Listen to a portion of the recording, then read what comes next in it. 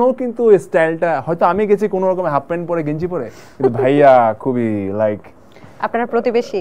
ভাইয়া উত্তরা থাকে, আমি উত্তরা থাকি, সো সামটাইমস মাঝে মাঝে দেখা। তার মানে ইরফান ভাইয়ের সাথে অপূর্ব ভাইয়ের যেহেতু প্রতিবেশী, ওষুধের দোকানে বেশি দেখা হয়, তাই তো? মানে হাজার ভাইয়া মেডিসিন কিনতে আসলো, আমি আসলাম, কয়েকবার দেখা হয়েছিল। আচ্ছা ঠিক আছে। নিশো? অ্যাক্টিং। অ্যাক্টিং? আচ্ছা, অ্যাক্টিংটা চুরি করতাম। অপূর্ব ভাইয়ের অ্যাক্টিং চুরি করতে ইচ্ছে করে না? অবশ্যই করে, হ্যাঁ, বাট আছে না, মানে অপূর্ব ভাই ধরেন একটা ঘরানায় খুব দুর্দান্ত অ্যাক্টিং করেন, হ্যাঁ, কিন্তু নিশো ভাইয়ের কিছু কিছু অ্যাক্টিং আছে যেগুলো খুব র ক্যারেক্টারে উনি আসলে পিক করতে পারে। ওইটা জানতে হলে আসলে খুব বেসিক থেকে অ্যাক্টিংটা আসলে জানতে হবে। ওই জিনিসগুলো আসলে আমি চুরি করতে চাই ওনার কাছ থেকে। আরিফিন শুভ? ভাইয়ার বডি, মোস্ট কি বলবো, strong body in the industry. উনি এত হার্ডওয়ার্ক করে, দুর্দান্ত ফিজিক। আমি ভাবতে ফিজিকটা নিয়ে নিতাম, কারণ ফিজিক বানানো অনেক কষ্ট। অনেকে বলে আপনার সাথে নাকি তার চেহারার অনেক মিল আছে। অনেকেই বলে আমাকে, হ্যাঁ। আচ্ছা, ইভেন ভাইয়ার নাম করে আমি অনেককে অটোগ্রাফও দিয়ে দিয়েছি। একবার গুলশান থানায়, গুলশানে আজকে থেকে প্রায় 5 বছর 6 বছর আগে গুলশানের দিয়ে যাচ্ছিলাম, আমাকে সিগন্যালে আটকালো, আমি গ্লাস না বললাম, ও বস আপনার সিনেমা আমি সবসময় দেখি, আমি থ্যাংক ইউ ওকে শুভ ভাই আমি আর কোনো কথা বলি নাই, বললাম যাক পার হয়ে যাই। অটোগ্রাফ দেয়া হয়, দিয়ে পার হয়ে গেছে। সেলফিও তুলে ফেলতে পারেন, তাই না? সেলফি তুলে ধরা খেয়ে যাবো। তৌসিফ থেকে কি চুরি করতাম?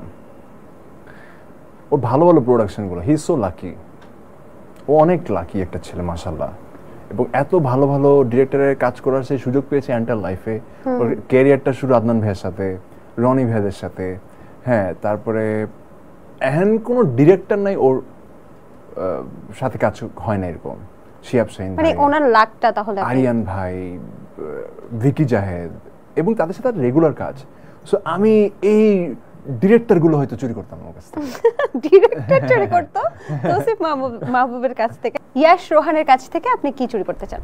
His charmness, he is very smart, এবং খুব ফ্ললেসলি অ্যাক্টিং করে, খুব চার্মিং ওয়েতে। আচ্ছা, এইটা খুব ইম্পর্টেন্ট, এবং এই চার্মটা অনেক অদ্ভুত একটা বিষয় ওর মধ্যে। এই জিনিসটা আমি নিতাম ওর কাছ থেকে। আচ্ছা, অরুণা বিশ্বাসের কাছ থেকে আপনি কি চুরি করতে চান? Sorry, I will not take anything from her. কিছু নিতে চাই না। সোহানা সাবার কাছ থেকে আপনি কি চুরি করতে চান?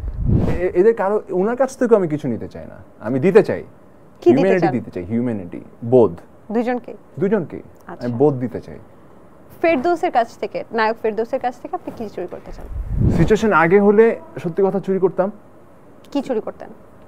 ফেরদৌস ভাই থেকে যেটা চুরি করতাম সেটা হলো তার decency. As a person he is so dissent.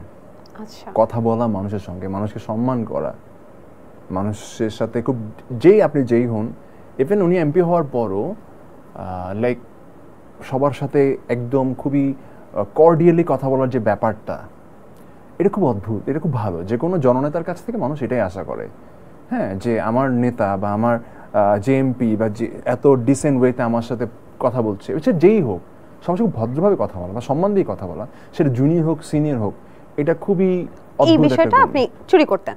এই বিষয় চুরি করতাম। মেহজাবিনের কাছ থেকে আপনি কি চুরি করতে চান? মেহজাবিনের কাছ থেকে চুরি করা অনেক কিছু আছে, অনেক কিছু। পাংচুয়ালিটি, নিজের প্রতি সিরিয়াসনেস, কাজের প্রতি সিরিয়াসনেস, ডেডিকেশন, মানে নিতে হলে অনেক কিছু নেওয়া যায় মেহজাবিনের কাছ থেকে। পুরো মেহজাবিনটাকে চুরি করে ফেলতাম। পুরো মেহজাবিন? ও মাই গড। আচ্ছা, পরিমণির কাছ থেকে? পরিমণির কাছ থেকে ওর বিউটিটা চুরি করতাম। আমি চুরি করতে লাভ বিউটি নাই। আপনি চুরি করে করতেনটা কি? আমি আরো বিউটিফুল হয়ে যেতাম। না, পরিমণি ইজ সাচ এ, আমার কাছে মনে হয় যে is such a like personality, যেটা আসলে খুব ইন্টারেস্টিং। আমার মানুষ যা বলবে বলুক, আমার পরিমণিকে ভালো লাগে। শাকিব খানের কাছ থেকে আপনি কি চুরি করতে চান? স্টারডম, ওনার স্টারডমটা চুরি করতাম। এটা খুবই টাফ, মানে এই উনি যে স্টারডমে বাংলাদেশে আছেন, এটা হিউজ একটা জিনিস। জোভানের কাছ থেকে কি চুরি করতাম? জোভানের কাছ থেকে কি চুরি করতাম? ও আচ্ছা, হ্যাঁ, একটা জিনিস চুরি করতাম। কি? না, এটা বলা যাবে না। বলা যাবে না। ওইটা জোভানের হিডেন ট্যালেন্ট। ওটা জোভানের সাথে আমি দেখা হলে বলবো। বাক স্বাধীনতা কি ফিরে পেয়েছেন?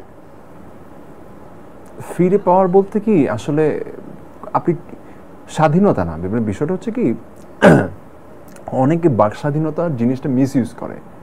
অনেকে ভাবে কি বাক স্বাধীনতা মানেই আমি ধর্মের এগেনস্টে কথা বলে ফেললাম,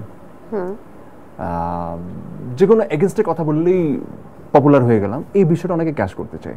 বাক স্বাধীনতা মানে এটা না। বাক স্বাধীনতা মানে হচ্ছে আমি এমনভাবে কথা বলবো, আমাকে সব কিছু বিবেচনা করে কথা বলতে হবে। আমি এমনভাবে কথা বলতে হবে যাতে আমি একটা কথা বললাম, অন্য ধর্মের মানুষ যাতে, আমি ইসলাম ধর্মের, যাতে অন্য ধর্মের মানুষ কষ্ট না পায়। বাক স্বাধীনতা মানে আমি আপনাকে ছোট করে কথা বললাম, জিনিসটা ভুল আসলে। আপনি অধিকার নিয়ে কথা বলেন, ন্যায়ের জন্য কথা বলেন, আপনি ডিসেন্সির জন্য কথা বলেন, ঠিক আছে, কিন্তু বাক